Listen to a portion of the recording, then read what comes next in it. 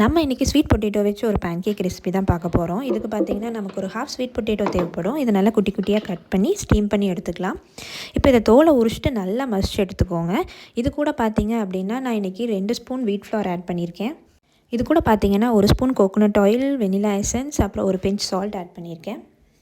நம்ம already sweet potato நிறைய add பண்ணியிருக்கனால ஸ்வீட்னஸ்க்காக நான் கொஞ்சமாக டேட்ஸ், ட்ரை கிரேப்ஸ், அப்புறம் 1 ஸ்பூன் மட்டும் நாட்டு சக்கரை ஆட் பண்ணியிருக்கேன். இதுவே போதும்.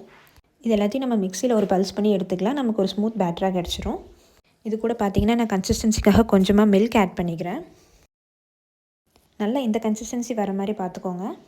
இப்போ நம்ம ரெடி பண்ணி வச்சுருக்க மிக்ஸை நம்ம வாஃபில் எண்ணெயில் ஊற்றி எடுத்துடலாம். இது ப்ரிப்பேர் பண்ணுறது பார்த்திங்கன்னா ரொம்ப கஷ்டம்லாம் இல்லை, ரொம்ப சிம்பிள் தான். ஸ்வீட் பொட்டேட்டோவை பாயில் பண்ணி எடுத்தோம் அப்படின்னாலே நம்மளோட ப்ரிப்பரேஷன் பாதி முடிஞ்சுது.